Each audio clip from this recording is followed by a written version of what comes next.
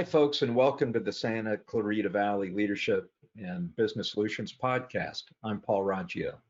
And I am Lisa Raggio, and we are with One True North Leadership and Business Solutions in Santa Clarita. And we are going to be here today, tomorrow, and the future to help you find your way. We are so proud to be partnering with the Signal newspaper to be bringing you weekly podcasts with community leaders, and we're very excited to be talking to Michelle Rey today with the COC Foundation. And we're going to introduce her in a few minutes, but before that, Paul's going to give a little bit of information in regards to our offering in our community. Yeah, this is a great offering for you listeners, and we call it the Business Health Checkup. And it's your opportunity to meet with us, and it's anywhere from 60 to 90 minutes, but we do a really good examination of your business health. So we'll look at things like what are your pain points and some of the areas that we may be able to explore with you to see the challenges that you're experiencing. That goes into your business development, which is really your marketing, your sales conversion, customer service. Then we'll take a detailed look at how you do your planning, whether it's your annual planning, whether it's 90-day planning, how you put together action plans to actually take advantage of goals and milestones for you to stimulate some growth.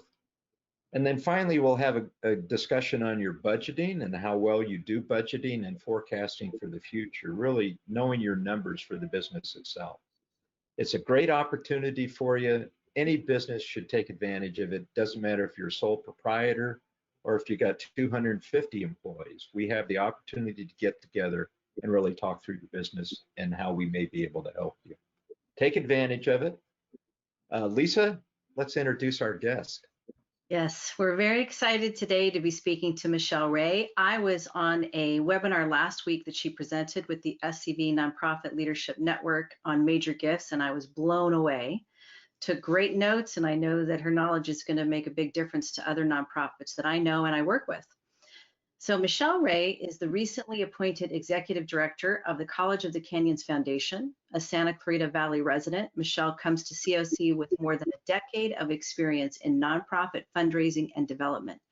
In her role, she works closely with Chancellor Dr. Diane Van Hook, the Board of Trustees, and the Foundation Board of Directors to coordinate and lead the college's ongoing fundraising endeavors, identify potential donors, and develop and maintain collaborative relationships with community leaders.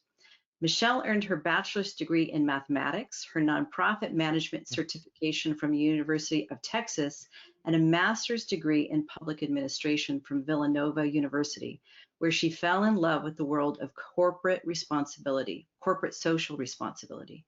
She has served small, medium, and large nonprofits from the SCV Community Center to City of Hope and Santa Clara University.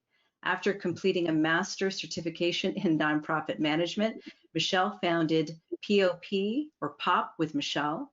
As the principal consultant of POP, Michelle teaches executives, nonprofits, and volunteers how to create maximum impact. On the corporate side, she works with executives, teams, and families to develop social responsibility programs. On the nonprofit side, she guides staff through management and fundraising skills that foster powerful donor matches. Michelle spends each day asking the powerful question, how can I help you make an impact? And with that, welcome, Michelle. Thank you so much, Lisa and Paul. Thank you for having me today. Well, we're excited that you're here. And if you know anything about Paul and I in our business, we always start with why. So we're going to ask you why you do what you do. Thank you. Yeah, I have been extremely fortunate to have had over a decade of experience in philanthropy, from my professional experience through City of Hope and Santa Clara University to my formal education with the University of Texas at Austin and Villanova. And I realized a lot of the organizations that I work with are trying to make a significant impact and accomplish their goals, and they don't necessarily have all of the tools that they need to be able to support the community and help out. And so my why is I figure anything that I can do in any way that I can lend my expertise and my knowledge to help them succeed, that's what I'm passionate about. I love it. I agree with you. Yeah. talk a little bit about the vision you have and the position you're currently in. We're fans of Dr. Van Hook and have certainly heard her on several occasions talking about strategic planning and the importance of that in the growth of the school itself. And so no doubt that it would be the same for the foundation. So Yeah. talk a little bit about your vision and how you see that going. Yeah, absolutely. Well, I'm very fortunate to be able to work with Dr. Van Hook and a whole team of individuals, a large team of individuals who are all dedicated to supporting the college and its mission to provide a first-class education regardless of financial barriers. And right now we're focused on increasing access by removing financial barriers for students. We're working on engagement by removing navigational barriers that keep students from engaging and providing support to reduce those obstacles that prevent them from getting an education, like housing, transportation, remote learning. And then finally, we're focusing on success, and we are trying to help provide our students with the tools that they need to move forward in their education towards university transfers, through postgraduate certifications and employment. And so those are the focuses of the foundation that I'm really grateful to be able to be a part of. And then through POP, which stands for Power of Philanthropy, through POP, I'm able to work as a consultant with nonprofits and corporate executives to coach and develop programs for social responsibility, sustainability, and all aspects of fundraising. And so, like I said, back to my point earlier, of any way that I can help, whether it's individuals, families, organizations, make an impact and give back to their community, that's all I care about. Yeah, Michelle, in the bio that we have on you and what I gathered last week, you are very impact driven. That resonates with me. I don't know if you've ever heard of the organization called For Impact. Mm-hmm. Have you heard of them? Yes, I have. Yes. And Tom Sedes, who is the director of development for Notre Dame and then created that I attended one of their workshops maybe 4 years ago, and it was a game changer for me because it made so much sense that they talked about nonprofits defining themselves in the negative, and that he really was movement and cause driven in regards to his vision of nonprofits defining themselves by being for impact. And so I don't know if you have any kind of tools and takeaways that you use, that you incorporated from that, or that maybe philosophically that were in alignment with you. But can you elaborate on your commitment to being for impact? Yeah, absolutely. My commitment for impact stems from one of the, I guess, traits that I was starting to see that was lacking in a lot of organizations and in a lot of leadership. And it was mainly the lack of empathy, and that ability to be able to understand how a person feels by trying to really, resonate with the emotions that they're going through, the feelings, the situation that they're in, by taking a step back and trying to put yourself in their situation and their shoes.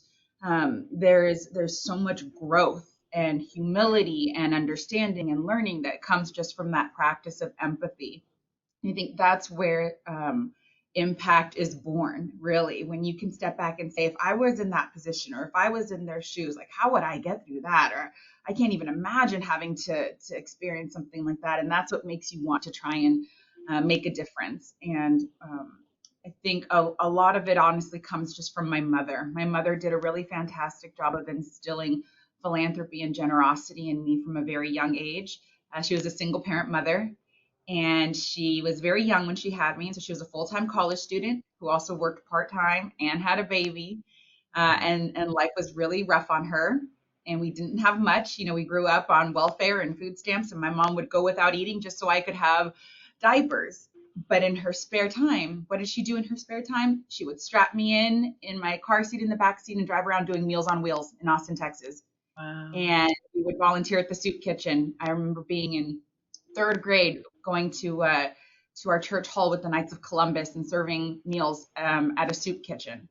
And my mom basically taught me that you don't have to have a lot of money. You don't need to be wealthy to be generous. You don't need to be wealthy to be philanthropic. And so that's where a lot of my love of philanthropy and making an impact comes from is working with our partners and working with our community partners to say, I can meet you wherever you're at. Whatever you have to offer, I'll work with that. And whatever you have to give, whether it's time, talent, or treasure, I will make it happen, because I've seen that with nothing, you can still give back, you can still make an impact and change somebody's lives. Wow. I got to tell you, that is powerful. So, a lot of times when we talk to clients and prospective clients, we as Lisa started this with you, we ask why are you doing what you're doing, and many times you'll find that it's difficult to convey, and understanding the importance of putting why into whether it's a nonprofit or a business, it's threaded through everything that you do. I mean, whether it's your impact statements, your commitment statements that you have, whether it's the draw that you have for nonprofits would be donors, or even those that would sit on boards that you'd want. For business owners, it's attracting clientele, and they look at what is it that they're really attracted to in the business, and it's not just the product or the services you're offering, it's truly the why you're doing it, and that extends to customer loyalty. So just listening to you, I mean, you've got going from your very early childhood being able to say, this is my why, and this is how I can translate it into what you're doing in terms of the helping of the nonprofit sector. So I want to, I'm always fascinated by people who start businesses and understanding how difficult that is. And just with Lisa and my background, you know, I've had the experience of starting a business, running businesses, closing businesses, and man, it's hard work. I mean, there's just a lot to it. So talk a little bit about just your inspiration for starting POP. I mean, what drew you to POP? But let's also talk about the challenges, because our audience wants to understand what are the roadblocks that you came up against and how did you overcome them? Yeah, that's a great question, Paul. Thank you so much. I have to give a lot of that. I have to attribute a lot of that to my husband. My husband, Adam, is a self-made entrepreneur. He has that entrepreneurial spirit that I was not born with. And he is the type of individual that can say, I want to do something, and if no one else is doing it, or I can't be a part of something else, I'm going to make it myself. And he has started two businesses, two companies, and during our marriage. And I've seen him be extremely successful through hard work and dedication. And it was a learning opportunity for me to see that it can be done. It's not as scary as people think it is. And so having him as a partner and an ally to support me and push me to kind of say, you can do it, and I'll help you, and I'll show you what I did, and you can use the same tools. That was encouraging. So that's what supported that drive. And then in terms of when I pulled the trigger, because it's definitely been something in the back of my mind for years. I remember I had a great manager and coach and mentee at Santa Clara University named Lydia Kalkowski West. And we talked from the beginning about being able to start, a consulting business. And when I came here to Santa Clarita, a lot of small nonprofits in the area started reaching out, and I started connecting with a lot of them through various board members and just being part of the community and hearing stories of there really is a need for these really small nonprofits that can't afford a major gift officer, or can't afford somebody to run an annual campaign to do direct mail for them, or can't afford prospect research, or can't afford a stewardship manager or donor relations coordinator. And I said, well, I know how to do all of that. So if you want to sit down, I'll show you how to do it, or I'll teach you how to do it so you can go do it. And then and one of my board members said, you got to get paid for this. You're going to do that. And so I said, maybe now is the time, especially with a lot of people not having a lot of resources and just the world being torn upside down. Maybe now is the time to offer to help people any way that I can. So, when I started getting reached out to by a lot of other people to say, hey, can you come talk here? And I said, maybe now is the time to be able to say, I'm here not only as a partner for College of the Canyons, but as a partner for all the nonprofits in Santa Clarita Valley, and not just nonprofits, especially corporations, because I'm a big supporter, and this is where that passion for corporate social responsibility came in. If you have a lot of resources and you have a lot of money, or you have a lot of wealth and success, you should be doing something good with that. And so I love trying to help the big companies, the large organizations do something good with what they're blessed with. Well, I'm just so glad that you're here and that you're focusing on our valley to make an impact, because I, like you, and I know Paul agrees, sees great potential here in this valley. And, with some of the things that you're talking about with the work that you've done, a question I have for you and looking at the nonprofits, and I relate to it. Before we went into business in One True North, I was consulting with nonprofits and working with them, and went about the same way for starting my consultancy, which was, what's the gap and the pain point that you have? And then what can I do that's project based that I'm going to help you make an impact in your nonprofit to grow it, ultimately to grow it. And would talk about, the value of looking through the lens of long-term impact and sustainability. And I was passionate about working with, whether sometimes it was the founder and sometimes it was at the time, the leaders of the nonprofit. The agreement was, if I'm going to come on board and help you, you have to be able to set aside how you've been doing business, what got you here won't get you there, and look at this as a business and how we can be enhancing this from a best business practice point of view. So with that, I ask you, what are some things that you have found in your work to support and drive nonprofits in their growth that are, off the top of your head, consistent themes of what they're lacking? What are 3 things that if they focused on, they could really start to enhance their nonprofit business? Number one off the top of my, great question, Lisa, actually definitely challenging me to think on the spot here. And I have one off the top of my head, so I'm going to need to think about the other 2. But number 1 is stewardship.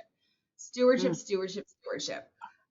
When I got into Santa Clara University, I was given a graduate school that was very successful and had a very strong following and a lot of support. But in terms of the other, the caliber of the other programs and institutions at Santa Clara University, they didn't maybe raise as much money as, maybe the Miller Center or athletics or some of the other programs there. So when I stepped back to kind of look at those gaps, as you mentioned, that's actually one of the things that I do when I work with leaders, is I look at the gaps, and I noticed that there was no real stewardship program in place. I decided just to focus on stewardship the first year, just focus on saying thank you, especially because when it comes to asking for gifts and for money, I don't like doing that in the first year, because you haven't really built solid relationships with individuals, and philanthropy is based on trust. And when you're brand spanking new, how much can they really trust you if they don't really know you? So I say, let's just build a relationship this first year. I'm not going to ask you for anything, but I'm just going to thank you. And I started making sure that every Thanksgiving, every Christmas, Easter, Father's Day, Mother's Day, and their birthdays, I would try and look up, to have accurate birthdays. They were getting a card from me. In December, when Advent was about to start, I would send them a little Advent reflection book and let them know that during the season of Advent, we were extremely grateful for them and for the support that they give to our school. In the springtime, I would do an impact report to let them know, hey, this past academic year, this past year, this is where your funds went to, and this is the impact that you made here in our program and in our schools. And then in the fall, I instituted an annual report, which I noticed was a gap that the college hadn't been doing, was sharing an annual report of, I know your money's important to you, so this is where your money went. This is, our income, our revenue, our expenses, our budget, our board of directors, our donor honor roll, some special programs that were funded. I increased our goal by 60% that first year. Wow. Just by focusing on stewardship. Wow. I didn't even really do any big asks, but people were so appreciative and so grateful that I was being thanked. There was one donor that we ended up having these thank you card tag teams back and forth, where she gave a gift, so I sent her a thank you card, and she sent me a thank you card for sending her a thank you card, and then I sent a thank you card for the thank you card, and it was this fun joke that we just started going back and forth with each other with them, because people really do love being thanked. Yes. And so, yeah, definitely stewardship, I would say, is one thing. The next thing is a lot of foundations, a lot of nonprofit organizations always want the big gifts, the big gifts. How can I get major gifts? And in that talk that I gave last week with our Santa Cruz nonprofit leaders, I said, first, you need to identify what a major gift is for you, because a major gift is different for every single organization. And it's not fair to yourself and your organization to compare apples to apples, because that's not the case. And when you see a really large gift come into another institution, sometimes it can be deflating because you think, I'll never get that. And I'm not going to get that kind of money. But if you step back and really do a good deep analysis of what your average annual gift is and being able to calculate what a major gift is for your organization, that can help you start to structure maybe where your gaps are in how can I grow my annual gift department? How can I grow our annual funding to increase that average dollar amount that individuals are giving to us on a daily basis? Because once you increase that average dollar amount of what your annual gift is going to be, then you increase the likelihood and the probability of getting a significantly larger major gift. Yeah, excellent point. Excellent. Those are off the top of my head, all the few things that I could think of. Yeah, no, that's great. There's so much alignment in running businesses too. The way you're talking, we often ask nonprofits, what does your donor management system look like, and how are you leveraging your existing donor base and talking about potentially increasing their amount of annual donations? And then how are you approaching new prospective donors? And in terms of relationship management, how are you putting that into a database and then analyzing that data over time? And we often find that this is really an area lacking in nonprofits, is that they don't have a system set up to really exploit this area. And sometimes I get it, look, dealing with nonprofits, when we think of business, we think, okay, I need maximum efficiencies, productivity at the lowest cost to drive the bottom line up. And a lot of nonprofits don't want to think that way, that they have to run this like a business. But that's a lot of this is. I mean, trying to get donors to participate in your nonprofit, especially when you're competing with a finite market and in the Santa Clarita Valley, where there's hundreds of nonprofits that you're dealing with, and you're competing for the same dollar. So there's a lot of things there that you're talking about that really are relevant in terms of business practices. Mm-hmm. Can you share some of those and just your thoughts just on the donor management system? I bet would be very helpful for those nonprofits listening.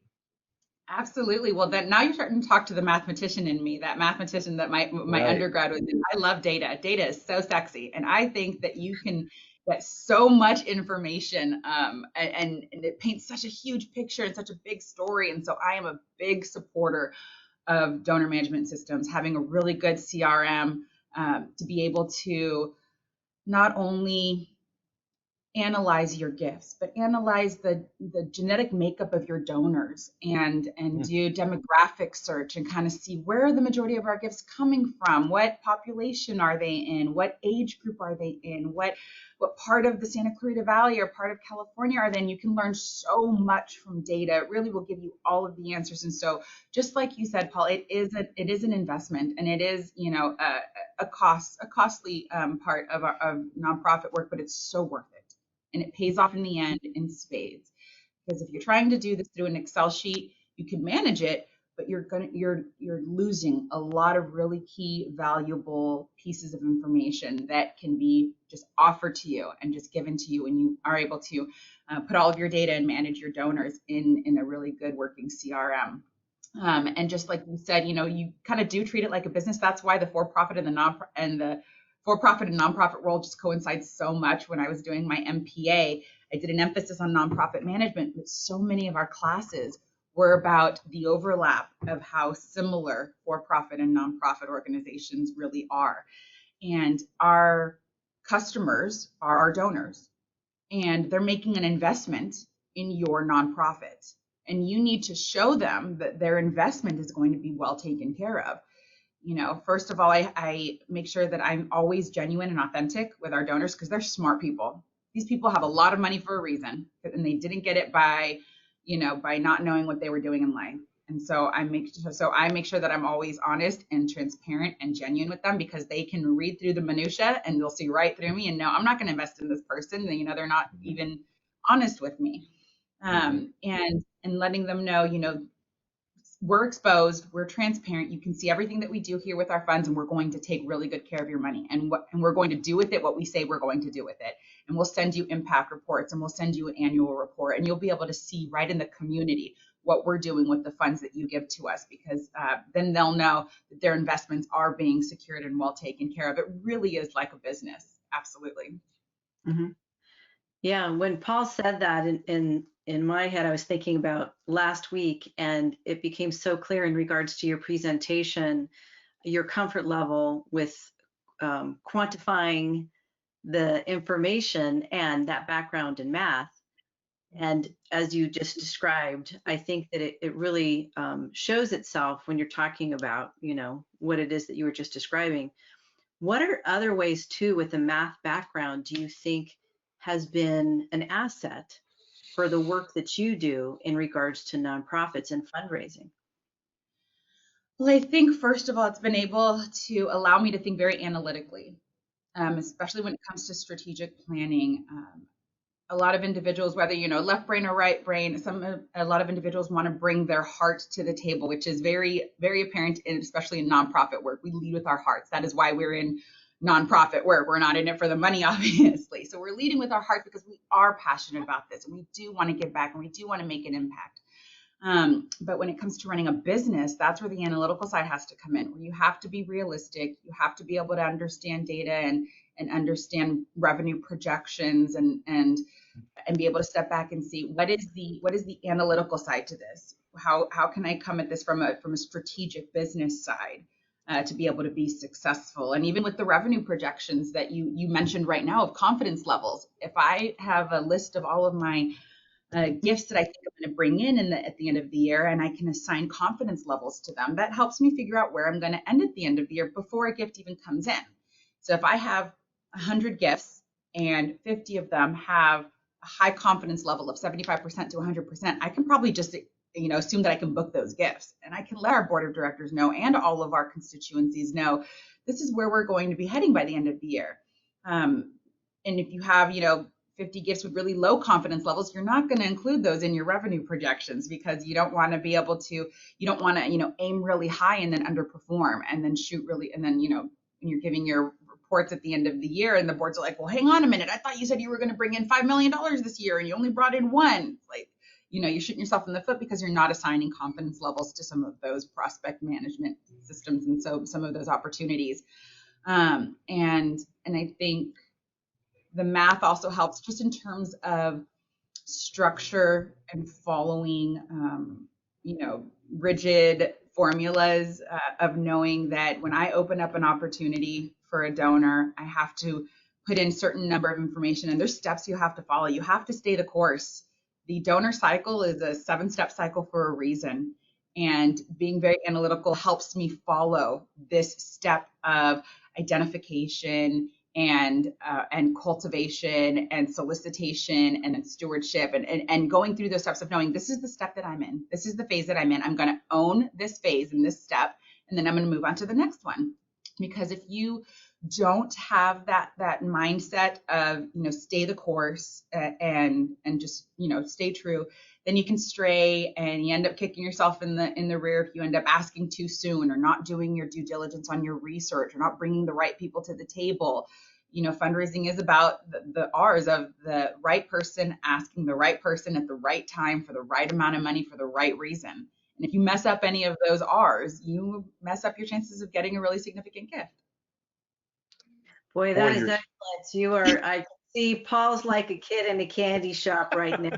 He's going to tell you why. We in fact, when you say confidence, yeah, we just had a session with the client, but boy, does that resonate, right, Paul? And we were just talking about confidence levels and revenue projections and how do you do this? And so there's just a lot of what you're talking about that is so important for not only the nonprofits, which this is truly a weak area for them, is anything dealing with revenue projection or analysis of budget or forecasting is very difficult for them.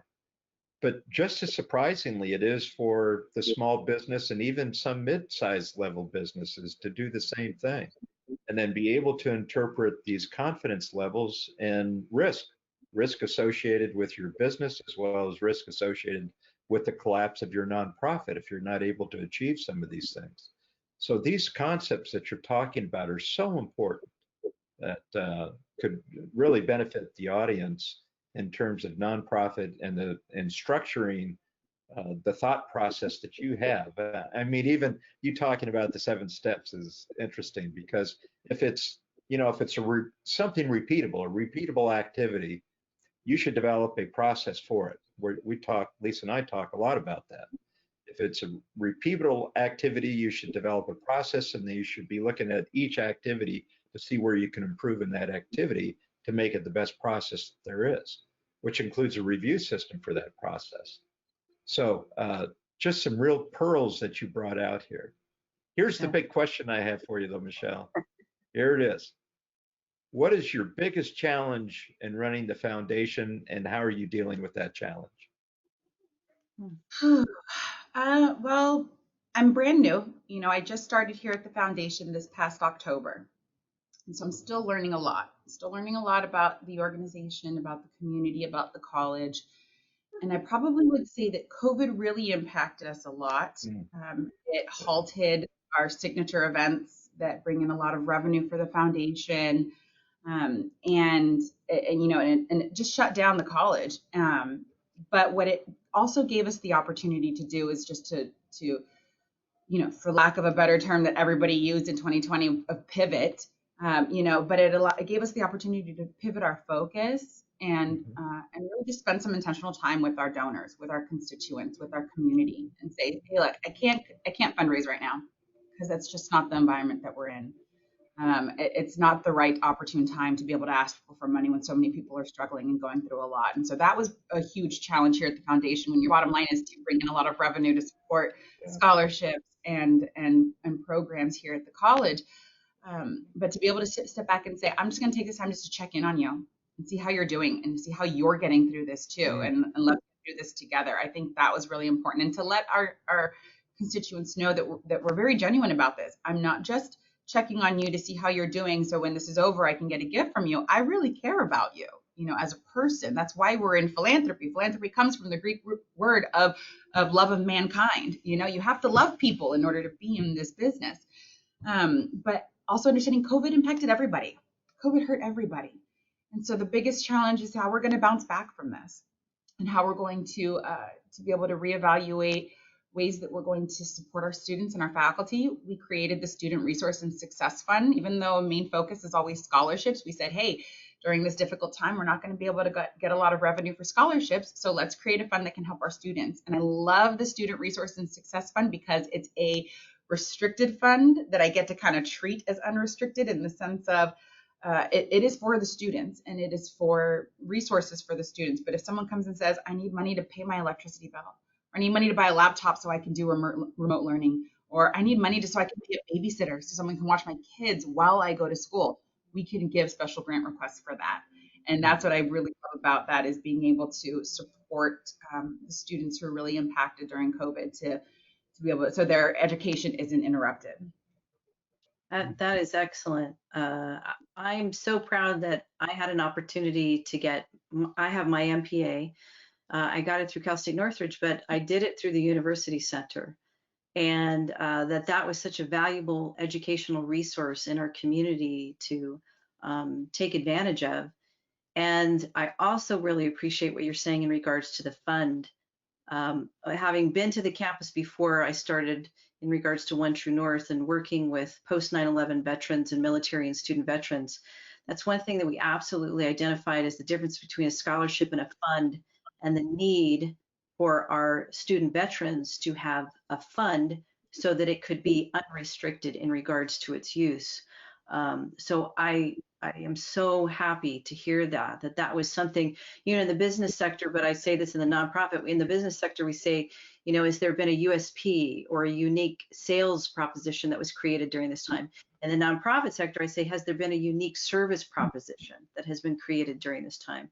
Because, where there is a need, there's an opportunity to fill that need, as long as it's in alignment with what your mission is and your vision. So hats off to you. We are so happy that you are here and doing the work that you're doing. It's so valuable and it's so needed now.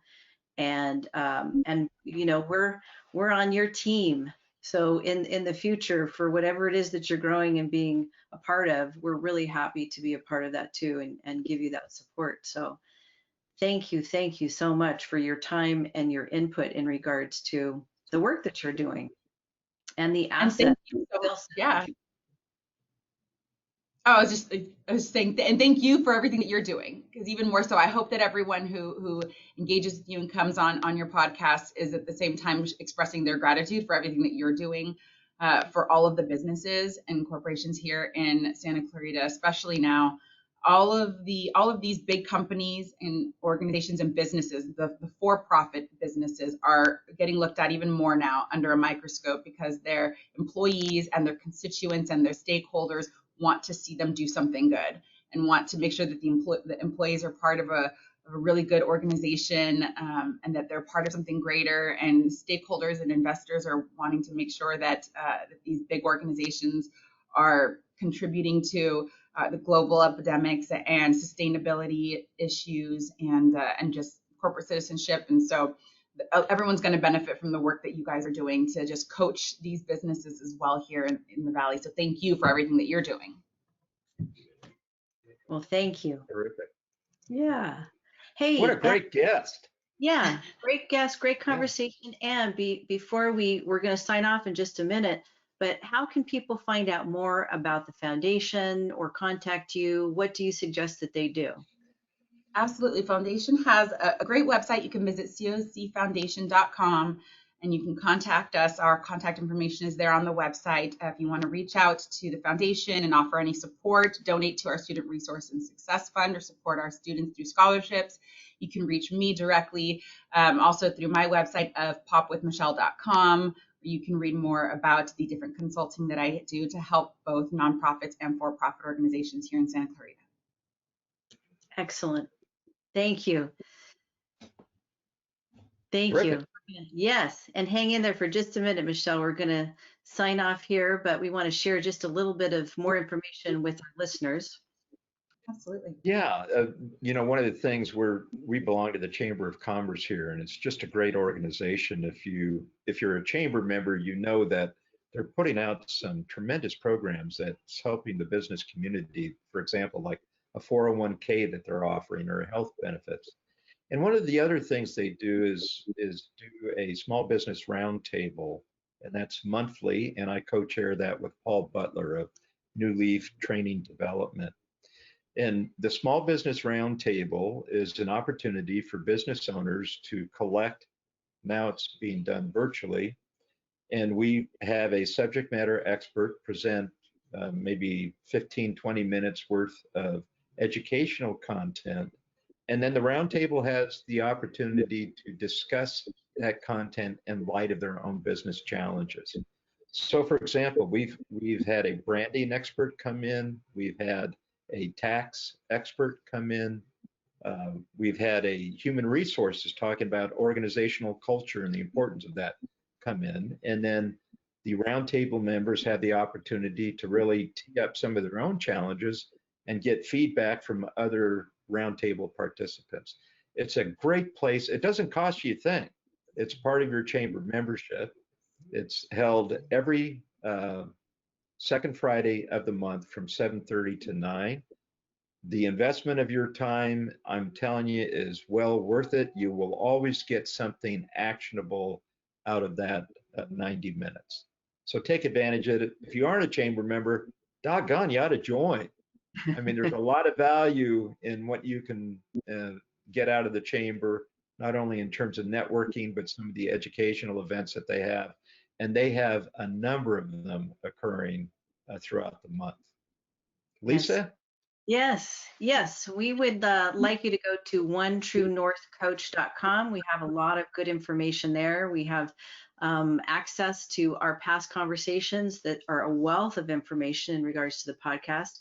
We have a COVID-19 resource page that we created during COVID with helpful slides that will help you navigate your way through this, and links to articles and information that will help you as well.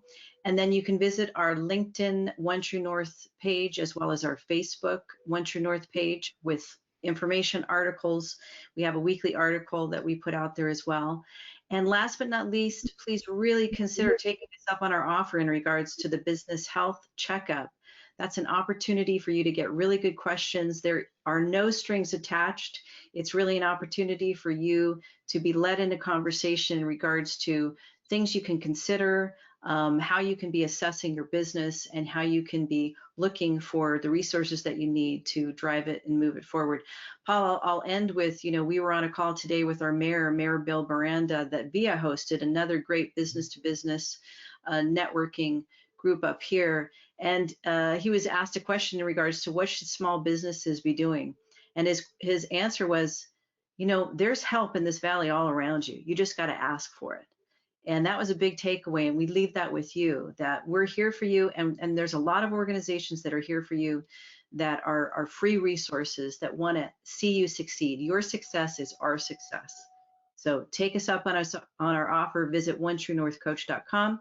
Thank you so much for being here. Thank you, Michelle. And we look forward to being with all of you listeners next week. Thank you.